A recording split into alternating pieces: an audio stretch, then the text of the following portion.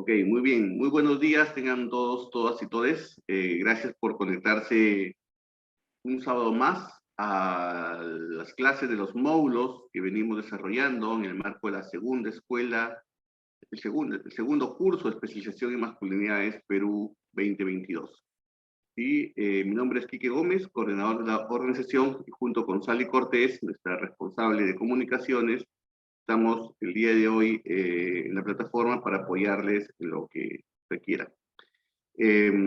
También mencionarles que este curso llega gracias al apoyo que tenemos con aliados estratégicos como es la Fundación Frederic Silver en el Perú, el Centro Somos NOA de la Argentina, CISTAC Masculinidad de Bolivia, el Centro de Estudios en Masculinidades y Género del Uruguay, y otras instituciones que siempre y permanentemente nos están acompañando en estos procesos de promoción, de formación. Dicho ello, yo quiero pasar a presentar a nuestra docente del módulo 5. Ella es Rebeca Sedano, es licenciada en Economía por la Universidad Nacional Mayor de San Marcos, es especialista en gestión pública, actualmente forma parte del gabinete de asesores. Bueno, Rebeca ha estado en muchos, en muchos gabinetes de asesores, ¿sí? Está muy comprometida con la gestión pública, y bueno, particularmente ella está interesada en temas que tengan que ver con la evaluación de políticas públicas y es feminista, ¿sí? Por ello con ella congeniamos la importancia de por qué hablar de las economías feministas, de las oportunidades y también los retos que estas generan en relación a la vida de las mujeres y las oportunidades de igualdad, ¿sí? Por eso que nosotros desarrollamos un módulo en los cursos y generalmente involucramos el tema dentro de nuestras actividades.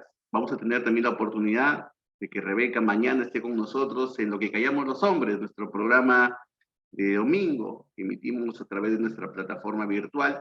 Y también la vamos a tener a Rebeca acá en Piura, ¿sí? Este 19, 20, 21, en el primer Congreso Internacional descentralizado, porque el Perú somos todos y todas y todes.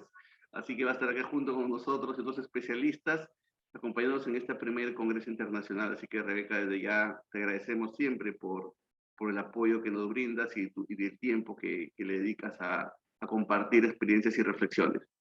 Sin más que decir, Rebeca quedas a cargo, Sally te va a apoyar en todo lo que es la proyección. Yo voy a estar por aquí detrás y también seguro que se suma Jorge Gómez, también se suma. Está ahorita elaborando, pero de aquí se va a sumar también. Cualquier cosita estaremos los tres acompañándote en tu presentación. Nada, decir que ya Rebeca nos ha compartido sus materiales de lectura, que ya Sally está trabajando con el equipo en subirlos, así que van a tener acceso pronto, y que también la grabación va a estar a partir del día lunes, para quienes no pudiesen ingresar a la clase el día de hoy y la puedan revisar, ¿sí? La siguiente clase con Rebeca va a ser el próximo sábado, ¿sí? Y después ya nos veríamos hasta el siguiente mes con el siguiente módulo que ya les daremos a conocer. Ahora sí, Rebeca, el espacio es todo tuyo. Gracias. Bueno, de antemano les comento, mi voz está un poquito mal, pero vamos a hacer todos los esfuerzos que sean posibles para que nos podamos entender y nos podamos escuchar.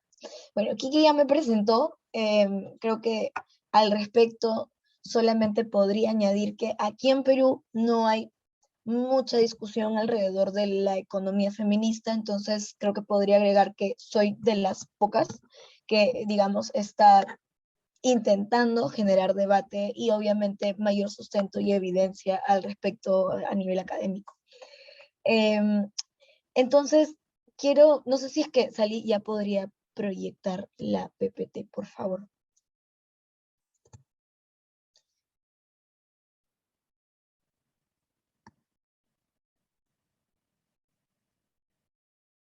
Listo.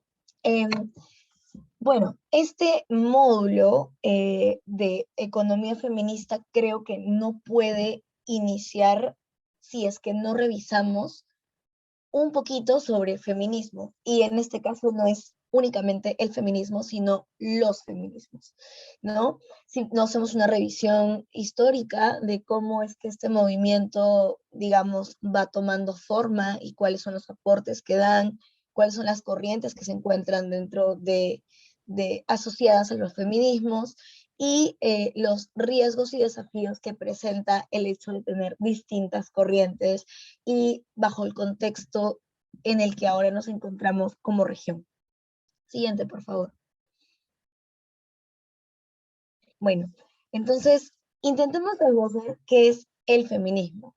El feminismo per se es un movimiento político, social, pero también económico, y que principalmente va a abordar cualquier tipo de discriminación. Obviamente, en principios contra el sexismo, dicho sea de paso, una forma de discriminación, ya sea por sexo o por género, pero en general también va a abordar cualquier forma de discriminación que pueda existir, ok, es transversal.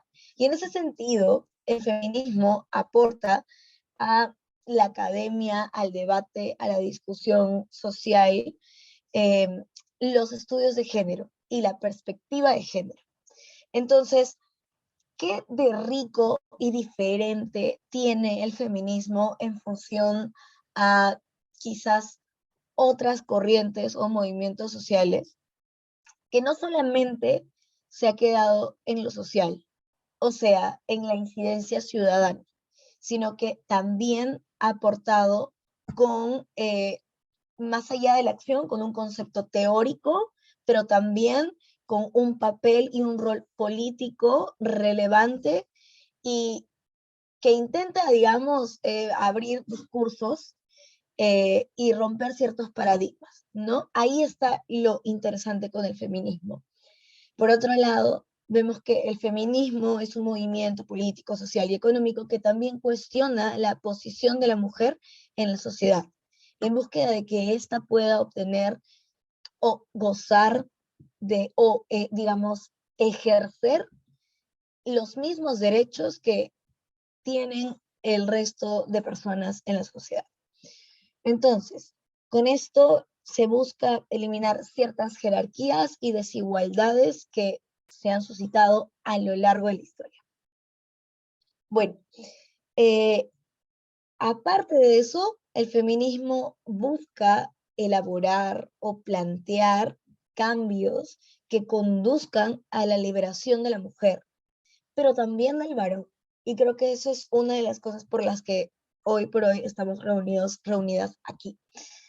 Entonces, digamos que en simple, podríamos decir que es un movimiento con estos tres caracteres que competen político, social y económico, que pretende de alguna u otra forma desarmar todas esas construcciones sociales que generaban desigualdades o que generaba cierta situación desigual en las mujeres, ¿sí? Entonces, un poco como para aterrizar y decir, ya, pero ok, desigualdades y como que queda muy grande, ¿no? Cuéntame un poquito como a qué en específico podrías como mencionar. Ok, entonces, a lo largo de la historia hemos crecido con esta idea de, y hemos crecido, digo, porque yo también fui formada un poco con esa idea de que hay ciertas cosas para los hombres y hay ciertas cosas para las mujeres. Los constructos sociales, el constructo del género, ¿ok? Entonces, a los varones generalmente se les asociaba con este rigor lógico, con esta supuesta objetividad, con esta participación en los espacios públicos, con su participación activa en el mercado, con el poder, ¿no? Esa imagen que teníamos, que tenemos y que tratamos de sostener, sobre todo en la región, del liderazgo, ¿no? Un liderazgo bastante perfilado, masculinizado. Y por otro lado, a las mujeres se nos asocia generalmente con la sensibilidad, con la intuición, con lo privado, con la sumisión durante muchos años de no poder ejercer nuestras decisiones y que hoy por hoy también en algunos países tampoco podemos ejercer a plenitud nuestras decisiones, ya sea sobre nuestro cuerpo, sobre nuestro futuro, etcétera. Y lo que hace el feminismo es, de alguna u otra forma, otorgar dos cosas, cierto prestigio, digamos, a través de lo teórico y político, a través de la construcción teórica y política que se traza en acciones, y también un objeto de estudio, ¿no? Y creo que en general lo que podría compartir quizás con otros movimientos políticos es este rol emancipador, ¿no? Esta libertad, esta agencia individual que se busca obtener para las mujeres, ¿no? Y en sí creo que es importante precisar que el feminismo no tiene per se como que una definición propiamente, ¿no? O sea, no podría estar definido de una sola forma, o sea, de manera única, ¿no? Eh, y sobre todo porque va evolucionando. Es un movimiento político, social y económico que está en constante transformación. Entonces, eso es lo interesante, ¿no? Y podríamos decir exactamente lo mismo sobre la economía feminista y nos daremos cuenta un poquito más adelante. Siguiente, por favor. Entonces, esta primera parte era como para dislucidar, quizás dejar un poco más claro de qué se trata el feminismo o los feminismos. Em, Ahora, revisemos un poquito los antecedentes históricos, ¿sí? Eh, entonces, las mujeres siempre estuvieron sometidas, nunca tuvieron un papel como muy importante hasta ahora, digamos, en la época moderna, donde podríamos percibir, ¿no? Ciertas acciones. No. De hecho, desde la edad antigua podemos reconocer a ciertas mujeres que aportaron significativamente en el avance de la sociedad y de la historia. Entonces, ahí tenemos a Paz de Mileto, que fue quien fue la primera mujer que defiende la educación de las mujeres. Eso en la edad antigua. Y luego está Hipatia de Alejandría, que es una experta matemática que fue asesinada por los monjes. Dicho sea de paso, no se creyó que ella pudiese ser capaz de ser una buena matemática, sino que más bien se pensó que sobre ella quizás em, caía esta estigmatización de que hay algo sobrenatural en ella y, digamos, no de acuerdo con lo aceptable, quizás asociado a la brujería, y que por eso tenía ciertas capacidades matemáticas, ¿no? Eso me parece como súper chévere porque, digamos, nos muestra un poquito cómo nuestras capacidades fueron reducidas a cierta estigmatización en otras, digamos, en otras etapas de la historia. Y eso es muy chévere porque justamente estoy leyendo un comentario de Alejandra y menciona que el feminismo cambia dependiendo de la problemática de la época. Por ejemplo, en la primera ola, el reconocimiento de la mujer, en la segunda ola, el sufragio, en la tercera ola, derechos civiles, y en la cuarta ola, desigualdad salarial y equidad. Es cierto, y de hecho eso lo vamos a chequear un poquito más a detalle más adelante, o sea, en esta presentación, pero un poquito más adelante vamos a hablar de las olas, pero sí, de hecho es un poco difícil justamente definir al feminismo, eh, porque tiene muchísimas eh, aristas que aborda a lo largo de la historia. Entonces es un poquito difícil por ahí generar una definición única, ¿no? Se va transformando con el tiempo. Y bueno, por otro lado, en la Edad Media se reconocen a tres mujeres súper importantes, que es Guillermine de Bohemia. Ella, dicho sea de paso, la mujer en la religión casi siempre, y de hecho hasta tiempos actuales, ha tenido un papel detrás y no visible. Y lo que hace Guillermín fue completamente revolucionario para su época, pero es profesar su fe creando una iglesia solo para mujeres, ¿no? Un espacio seguro, pero visto desde la óptica de las mujeres, ¿no? Donde, por otros lados, pues, no eran aceptadas para ejercer misa y etcétera, ¿no? Y que lo tenemos hasta ahora. Entonces, por el simple hecho de hacer eso, evidentemente ella fue denunciada. Y por otro lado está Agripa de Nestein.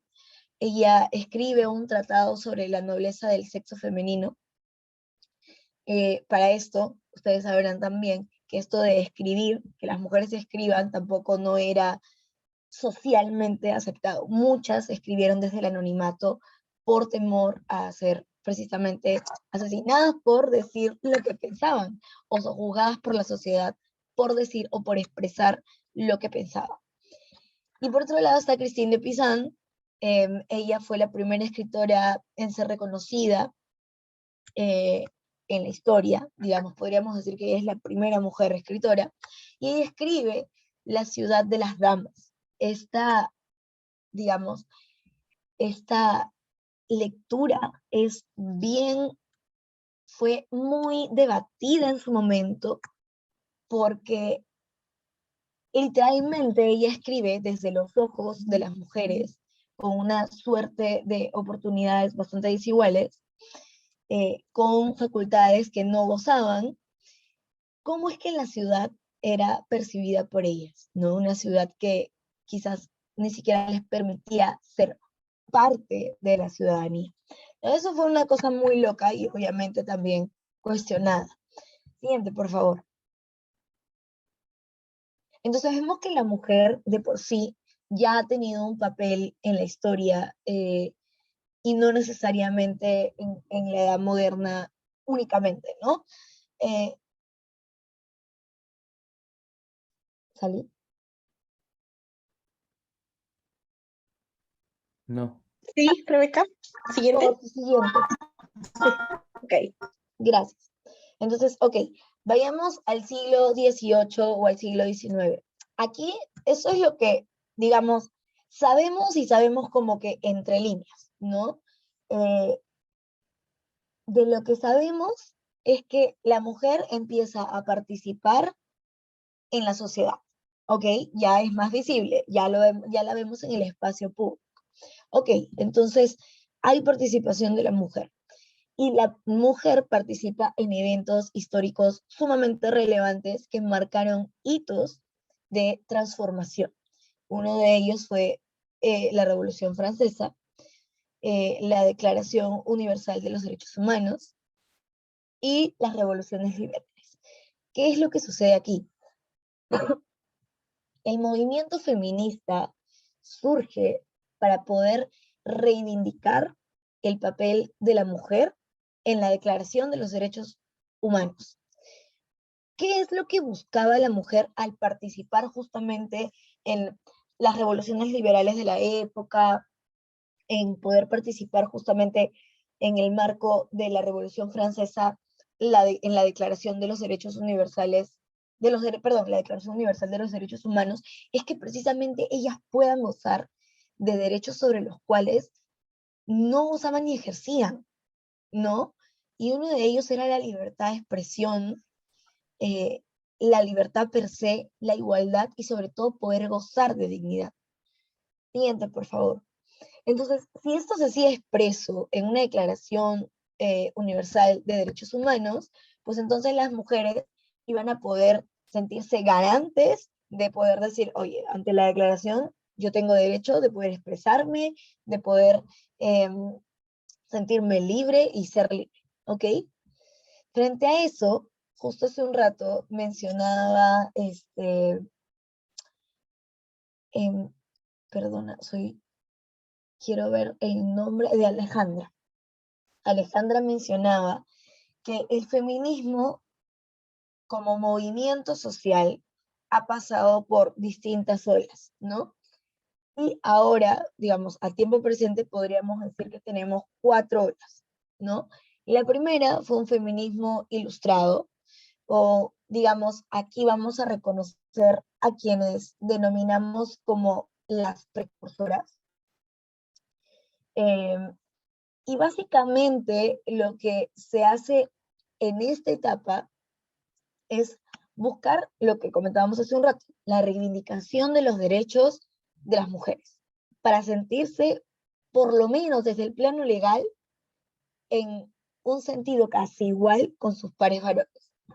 Entonces, la lucha de la mujer empieza con la Revolución Francesa, tal y como se nos ha contado la historia del movimiento feminista. Dicho sea de paso, ya hemos percibido que en otras épocas de la historia efectivamente había mujeres generando revolución, ¿no? Digamos, haciendo cosas completamente revolucionarias para su época, para una mujer. Em, pero la historia del feminismo como movimiento político per se percibe que el inicio de la lucha de la mujer inicia pues con la Revolución Francesa. ¿Por qué? Porque precisamente buscaban esta ideología igualitaria y la Revolución Industrial, que lo que buscaba es generar nuevas condiciones de trabajo para las mujeres, ¿no? Eh, pero no solamente también para las mujeres, sino para los hombres, ¿no? Pero la idea es que justamente en este proceso, pues, las mujeres puedan gozar de ciertos derechos laborales que anteriormente no tenían, ¿no? Y por otro lado, bueno, pues con esta organización de mujeres, lo que se buscaba era que ellas pudieran tener amparo jurídico, pero también social.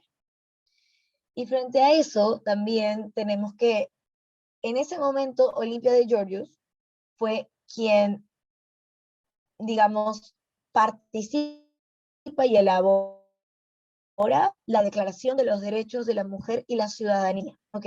Esto fue en 1791. Y dentro de eso que se menciona, que se dice como parte de la declaración, es que los derechos naturales de la mujer están limitadas por hay un reconocimiento, digamos, de qué pasa, cuál es la situación de los derechos de las mujeres en ese momento. Y ellos mencionan que se encuentran completamente limitados por la tiranía del hombre. Una situación que con esta declaración se buscaba ser, pues, reformada, ¿no? Mediante las leyes de la naturaleza, pero también de la razón. Y luego, otro punto importante es que en esta primera ola se habla muchísimo de los derechos civiles, políticos, laborales y educativos que deberían tener pues las mujeres y que deberían ser los mismos que los de sus pares varones.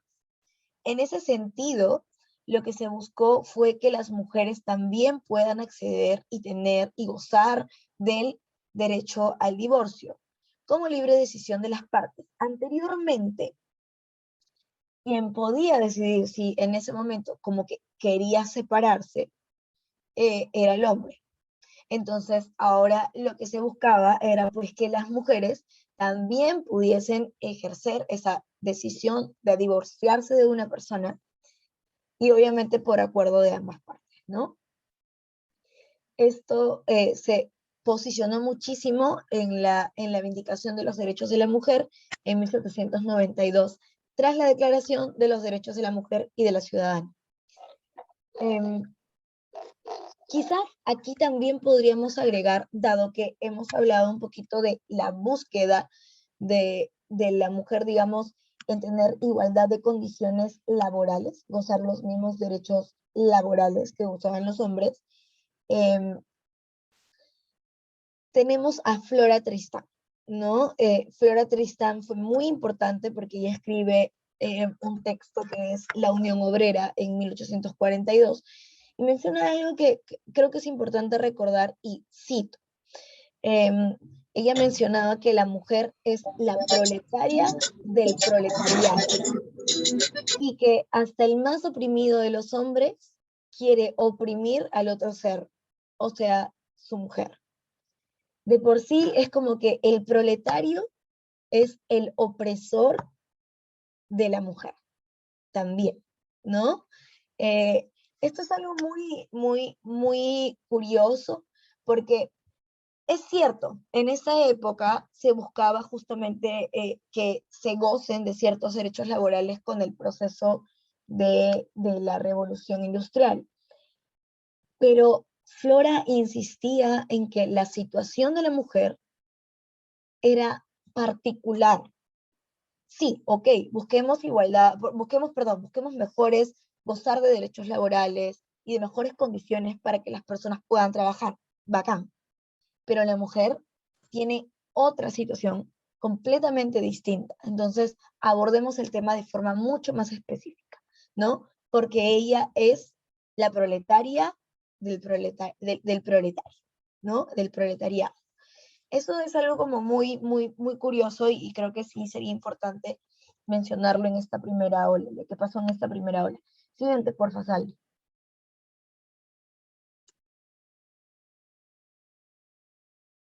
Ok, entonces en la segunda ola vamos a encontrar a las sufragistas. Entonces aquí vemos una evolución de cómo las mujeres van conquistando a lo largo de la historia ciertos derechos, ¿no? Eh, y aquí en el de las sufragistas, pues lo que buscaban las mujeres era, obviamente, acceder al derecho al voto, al derecho al sufragio, y que también la mujer pueda ser incorporada al mundo laboral, ¿no? A partir de esa lucha de nuevas condiciones. Bueno,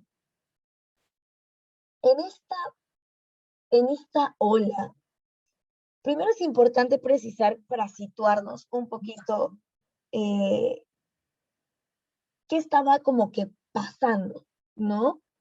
¿Dónde geográficamente podríamos decir que se dio el boom de esta segunda ola? Fue en Europa y en Estados Unidos, porque justamente este derecho al sufragio y a la incorporación de la mujer al mundo laboral se da en el marco de la segunda revolución industrial y por los cambios políticos y económicos que estaban sucediendo en el mundo occidental. ¿Y qué es lo que hace esta segunda ola? ¿No? Busca reivindicar los derechos de la mujer en el mundo laboral, que ésta pueda ser incorporada, ¿no?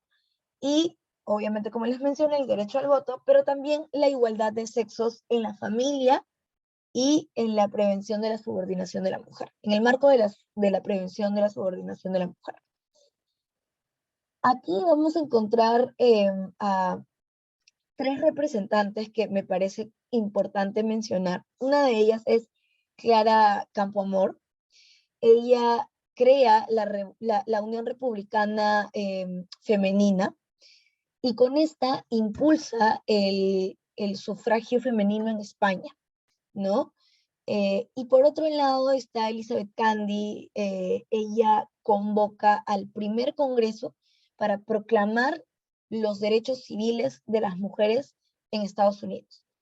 Y luego podríamos mencionar que ella en ese congreso, también a raíz de ese congreso, buscaba reivindicar la independencia de las mujeres. Es decir, puede que se pase por un proceso independizador, ¿no?, en el país, pero las mujeres vivían una situación mucho más específica y por ende tenían que pasar por otro proceso y reivindicar su propio proceso de independencia, ¿no? Esto fue algo que Elizabeth Cady como que intenta posicionar muchísimo en Estados Unidos. Y por otro lado está Emmeline Pankhurst. Ella crea la Unión de Mujeres Social y Política, me parece.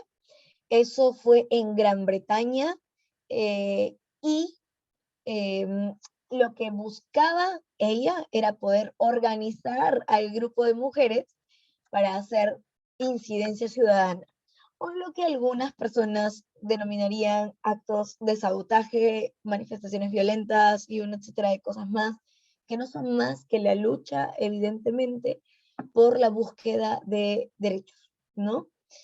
Y aquí ella obviamente propugna a convocar a muchas mujeres, independientemente de las diferencias de clase que puedan existir y que eran reconocidas obviamente en esa sociedad.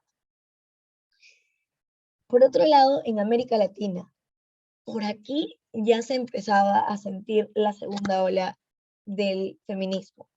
En América Latina, la participación de las mujeres se redujo a que las que participan dentro de la sociedad pues sean aquellas que pertenecen a ciertas élites, ¿no? En Argentina, por ejemplo, se funda la Unión Feminista Nacional, se crea el Partido Feminista y se promueve la Ley de Derechos Políticos de la Mujer. Siguiente, por favor.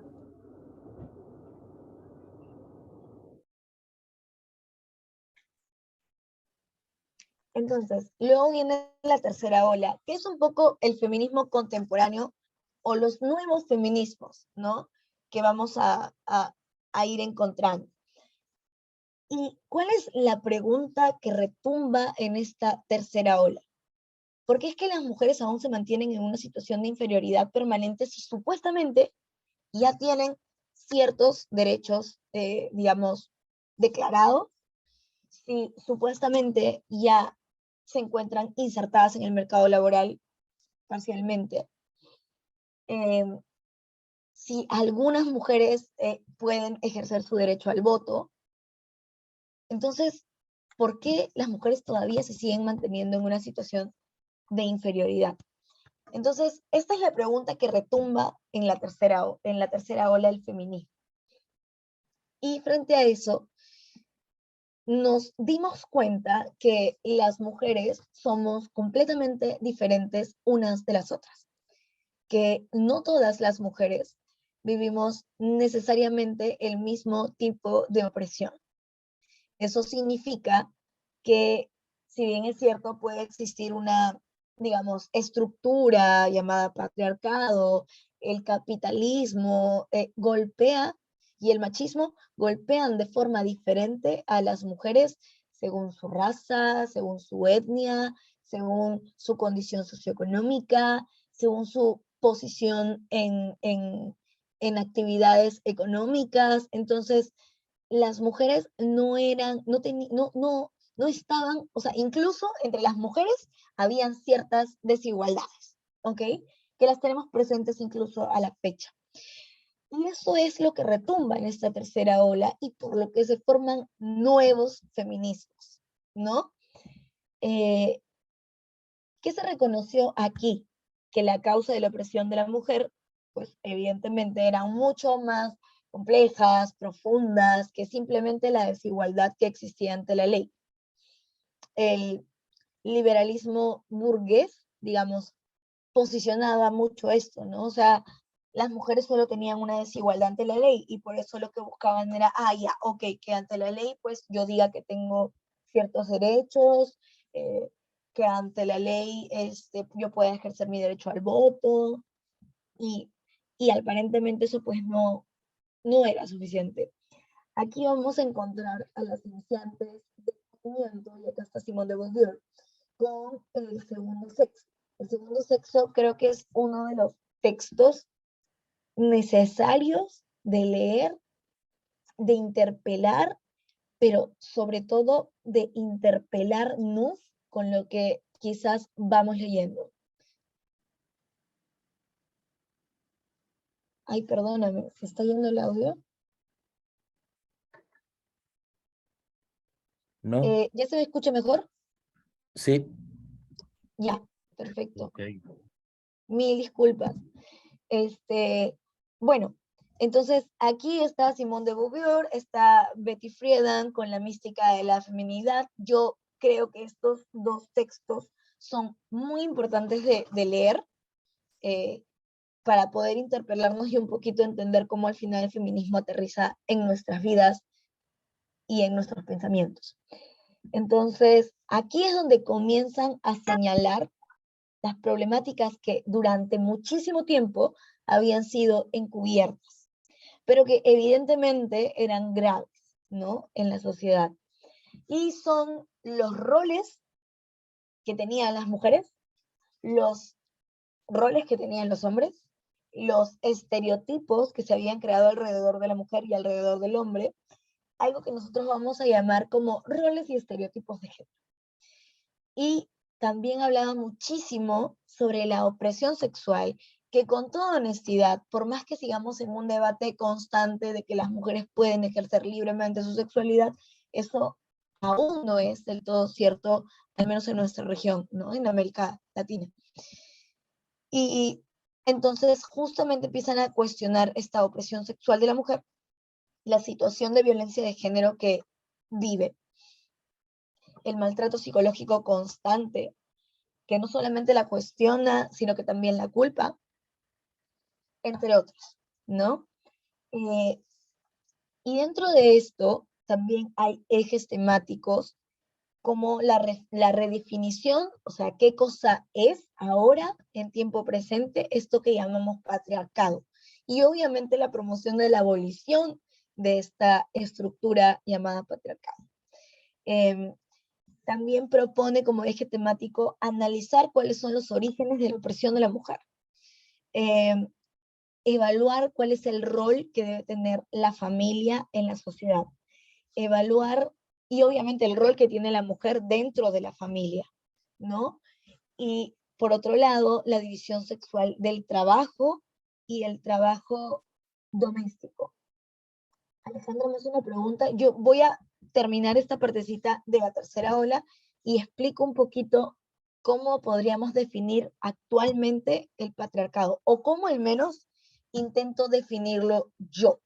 Porque lo curioso de los movimientos sociales, como les decía, que tienen, pues, que se encuentran en constante transformación, es que muy probablemente la vigencia de ciertos conceptos no sean necesariamente los mismos porque se adecúan a la realidad de las personas, ¿no? Y al contexto en el que viven.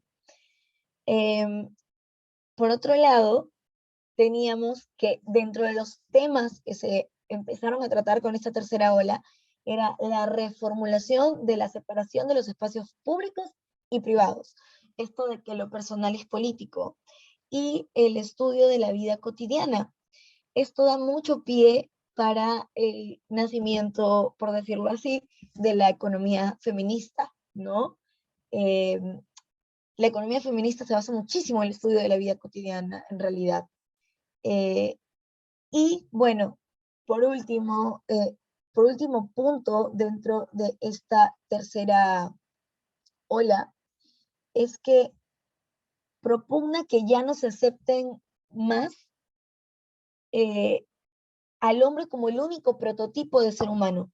Esto fue brutal cuando se quiso aterrizar, digamos, en los análisis de la economía, porque siempre el agente económico era perfilado, el tomador de decisiones era perfilado como una persona,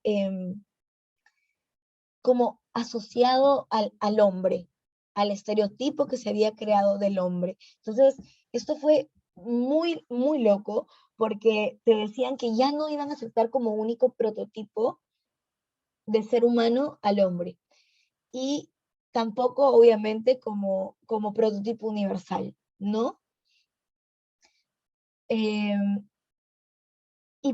creería yo que dentro del feminismo contemporáneo, a raíz de estos cuestionamientos, existen pues numerosos grupos con diversas tendencias y orientaciones.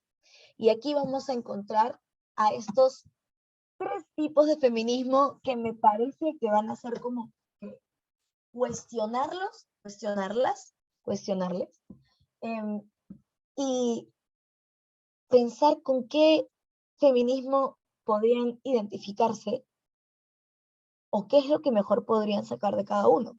¿Por qué no? Siguiente, por favor.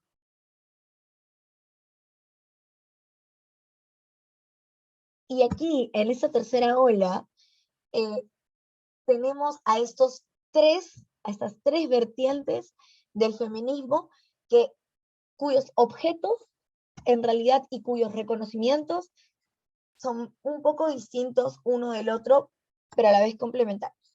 Entonces, el feminismo radical, ¿qué te dice? El feminismo radical me dice, o nos dice, que que lo que busca es que la mujer pueda participar de la organización social, pero de forma autónoma. Y, por otro lado, te dice que su principal objeción del feminismo radical es el patriarcado. Entonces aquí creo que va a ser muy chévere intentar definirlo a raíz de la pregunta de Alejandro. Podríamos decir que hoy por hoy el patriarcado es un sistema de dominación sexual, que oprime a la mujer, ¿no? y que sobre, digamos, sobre este esquema, sobre esta situación,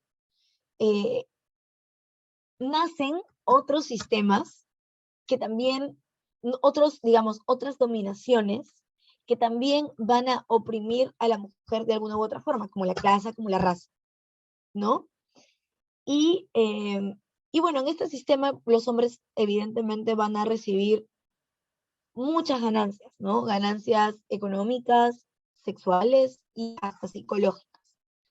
Entonces, creo que es la forma en la que yo podría definir al patriarcado en tiempo presente, ¿no? Em,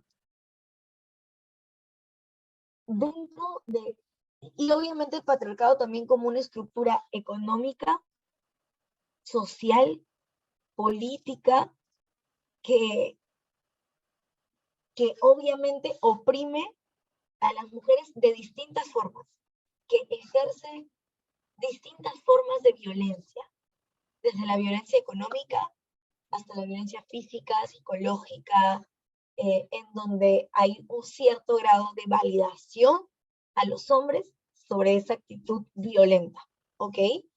Entonces, creo que ahí es donde nos invita, esta definición del patriarcado nos invita a interpelarnos un poquito lo necesario que es estar aquí para poder construir efectivamente estas nuevas masculinidades que se desprendan de comportamientos machistas para que justamente no sostenga esta estructura social, política y económica como es el patriarcado. Por otro lado, en contraparte al feminismo radical está el feminismo liberal. ¿Qué te dice el feminismo liberal?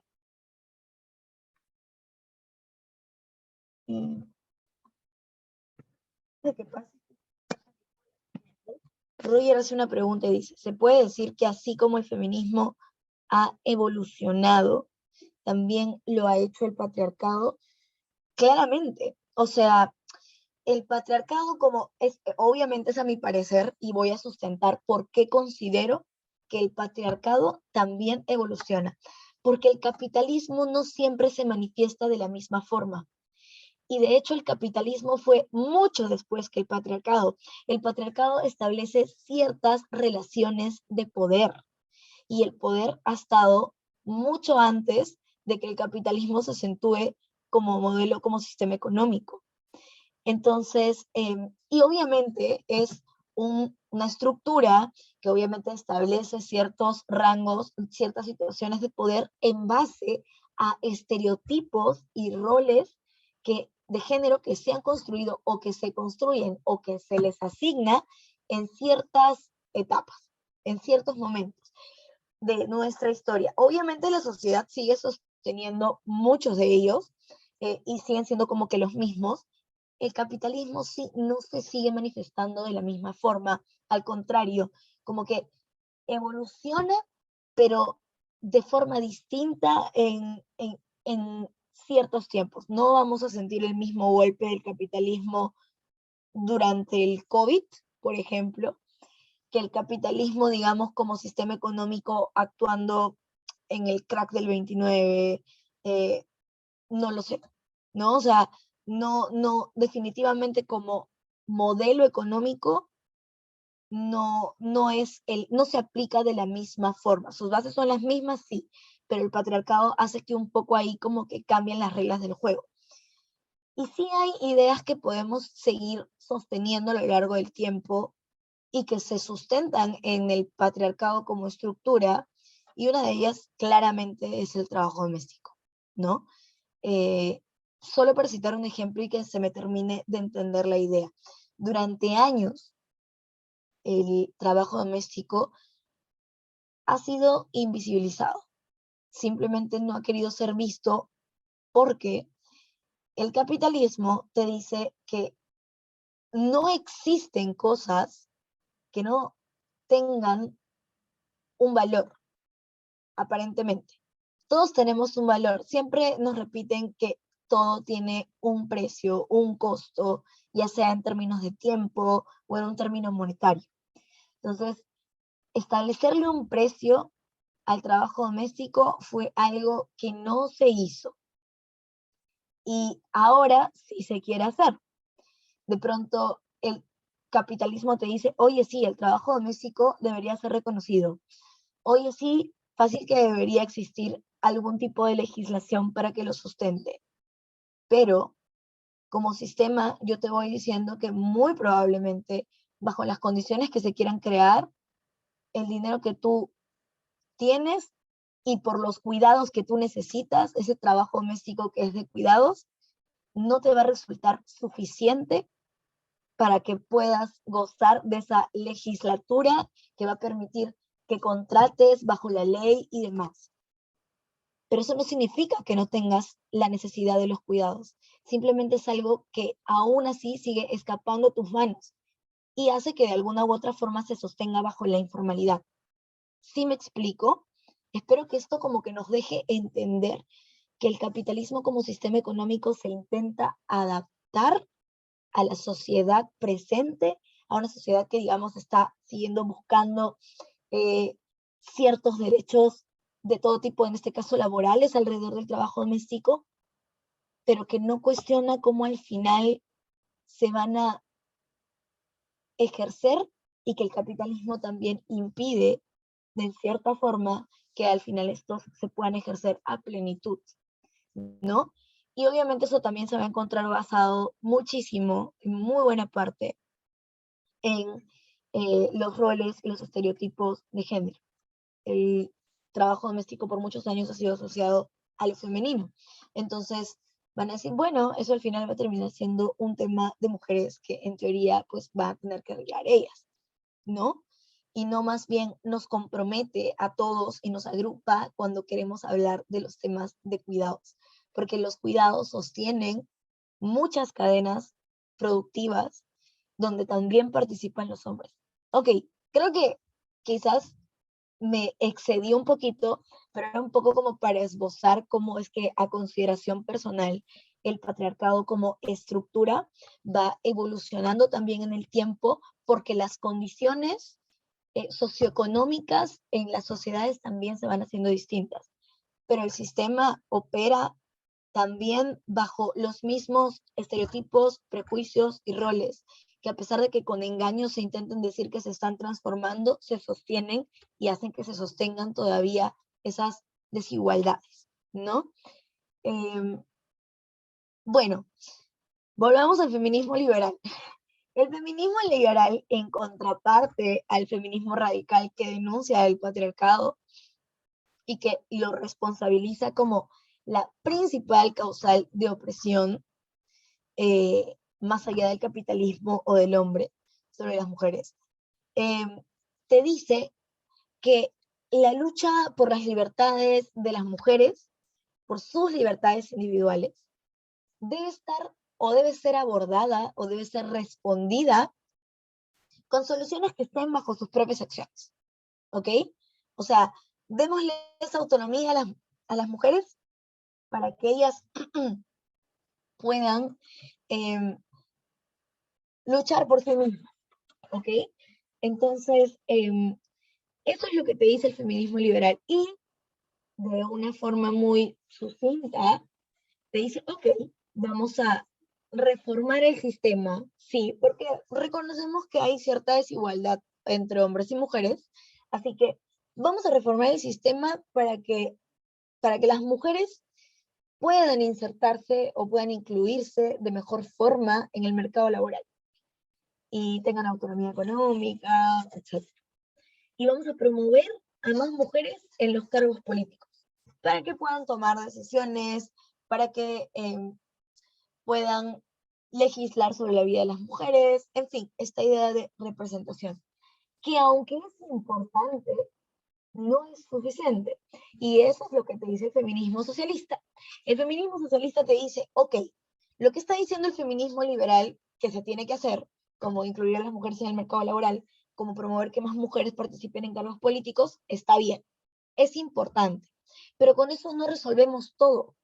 O sea, reconoce que la lucha feminista o el problema de la mujer es un problema muy específico, que obviamente debe insertarse dentro de la lucha contra el sistema capitalista que también genera desigualdad.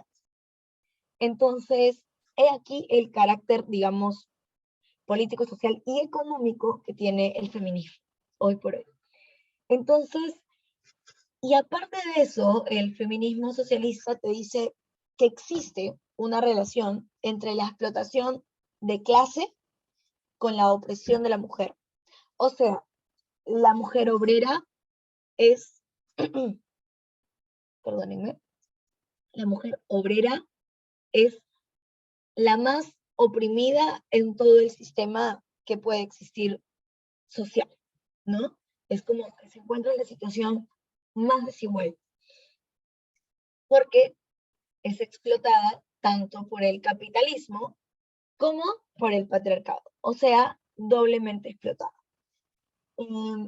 Esto es como bien interesante porque ya te habla de dos tipos de opresión, ¿no? Y de dos tipos de opresión que las mujeres, digamos, están afrontando en el día a día. Perdónenme por la voz, pero literalmente estoy intentando darlo todo. Siguiente, por favor.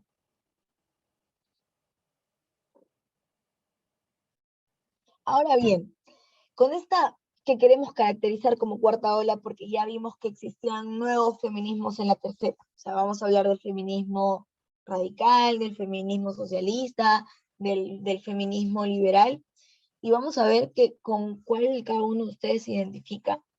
Y después, en esta cuarta ola feminista que empieza a partir de 1980 hasta la actualidad, te dice que el feminismo va a ser como una suma de luchas que confluyen en una misma corriente, que es esa corriente feminista que busca igualdad de derechos, pero que reconoce a las mujeres como particulares, como diferentes entre unas y otras. Ya no por sus luchas, sino por sino que va más allá de sus luchas, sino con lo que conviven como que día a día, ¿no? Entonces, en esta cuarta ola, todos los movimientos sociales confluyen con los movimientos feministas, ¿no? O bueno, casi todos.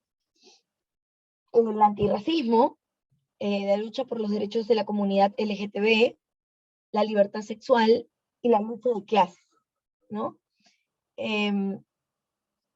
Después, en esta cuarta ola, generalmente vamos a encontrar, así como nos encontramos hoy por hoy en este espacio virtual, muchísimo activismo online, o sea, muchísimo activismo en las redes sociales, que de alguna u otra forma intenta disputar sentidos comunes a partir del conocimiento que tenemos del feminismo y cómo lo ponemos en práctica.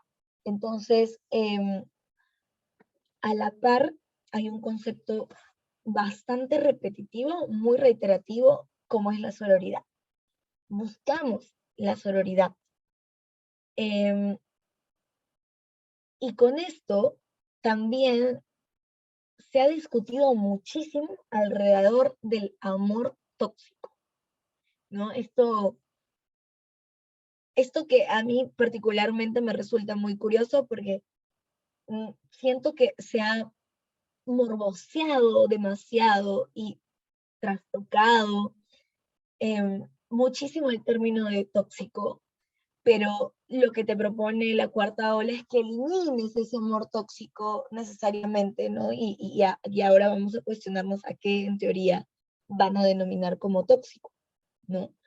Entonces, hoy por hoy, muchas cosas se circunscriben en lo tóxico, lo cual es muy gracioso, pero como dicen, ¿no? No solamente gracioso de risa, sino también gracioso de raro, porque ya no sabemos exactamente qué es y qué no es tóxico. Y por otro lado viene la teoría queer, la multitud de corrientes y los debates que se dan en el mismo colectivo. Esto es lo que en principio podría ponerse como súper interesante, pero a la vez va a representar bastantes desafíos y retos, ¿no? Eh, exacto. A ver, veo que Roger hizo una apreciación, una pregunta.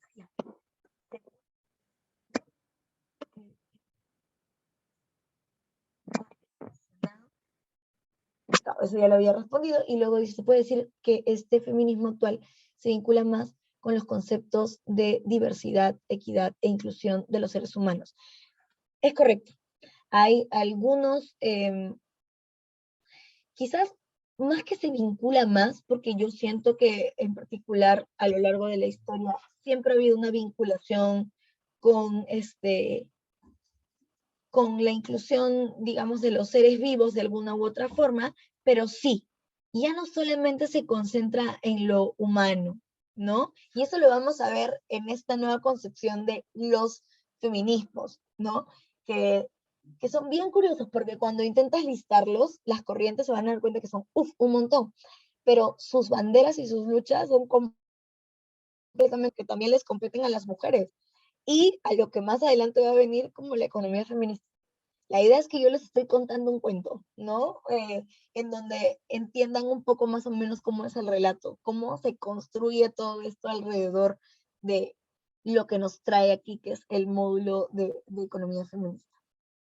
Entonces, digo, la cuarta ola, lo que te dice, la cuarta ola del feminismo, aclaremos, porque a veces se asocia ya las olas con lo del COVID. Así que esta cuarta ola feminista, lo que te dice es que el movimiento, como se ha virtualizado tantísimo, como las redes sociales hoy por hoy tienen un papel protagónico, incluso protagónico en la vida de muchas personas, se encuentra menos movilizado. Y particularmente como activista, en su momento, cuando, digamos, estaba en la universidad, porque obviamente cuando salí de la universidad ya tuve un poquito menos tiempo para poder liderar ciertos espacios o para ejercer el activismo de esta forma, como es hacer incidencia ciudadana, y demás. Creería yo que hoy por hoy el movimiento pues se encuentra menos movilizado en las calles, ¿sí? Pero sí muchísimo más reflexivo, porque, porque las discusiones, de hecho, a partir de que tengas redes sociales, hacen que, como hoy día en la mañana, podamos discutir un poquito sobre la situación en la que se encuentra Argentina, ¿no? Y lo mismo pasa con las compañeras, hablo en el marco del feminismo, ¿ah? Okay, estábamos discutiendo ahí a nivel de cómo va la economía por allá, de los cambios que se han dado, de cómo esto potencialmente podría impactar en unas nuevas elecciones y repetir patrones que seguimos viendo aquí en Latinoamérica. Exactamente lo mismo pasa con el feminismo. El feminismo se vuelve mucho más reflexivo y comparte experiencias, procesos, y distintas discusiones con, con las experiencias en otros países, y se vuelve mucho más reflexivo sobre qué cosas podrían, o sea, qué cosas atañen a las mujeres, pero también atañen a otros seres vivos y que buscan hacer sostenible la vida. Aquí ya les adelanté un poquito cuál es el propósito de la economía feminista. Así que atrapado, me atrapé. Roger menciona, ojo que las grandes movilizaciones actuales en el mundo han sido convocadas a través de las redes sociales. Por supuesto, de hecho, quizás esto suena como, yo creo que al menos los próximos 10 años siempre vamos a hablar del proceso constituyente de Chile.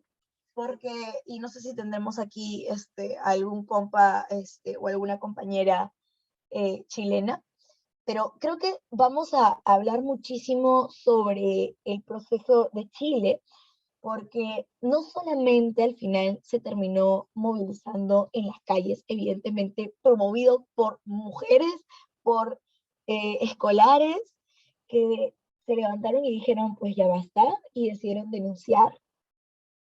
Y eso convocó masas, porque al viralizarse esa lucha a través de las redes sociales, hizo que más grupos de la sociedad, como personas adultas mayores, salieran a denunciar que sus pensiones, pues, no eran para nada dignas, los niños que buscando justamente que se construya una mejor vida para ellos, para sus generaciones, increíble todo. O sea, el poder que tiene, convocante que tienen las redes sociales hoy por hoy, juega un papel muy importante, sí, pero digo que se encuentra menos movilizado en las calles, ¿ok?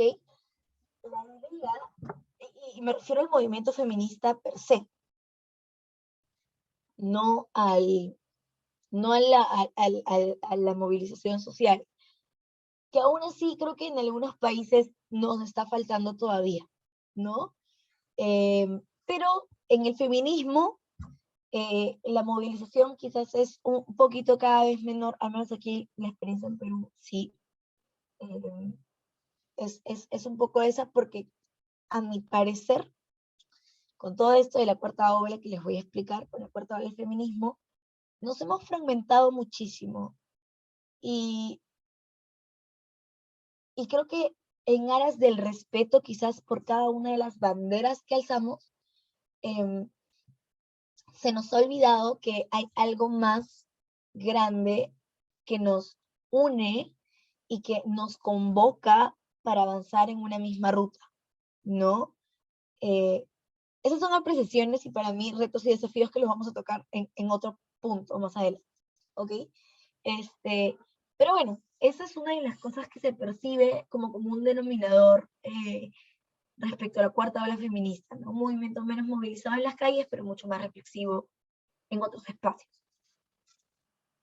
Y por otro lado, se esquematizan los movimientos feministas en América Latina de acuerdo al carácter que toma su organización.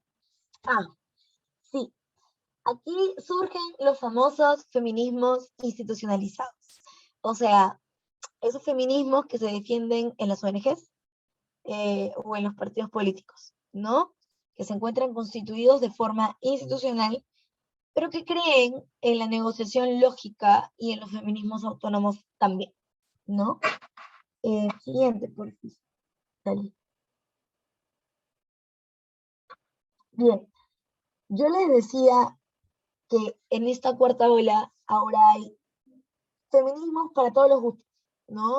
Cada uno puede alzar su propia bandera feminista, de acuerdo al propósito de defensa que quiera sostener.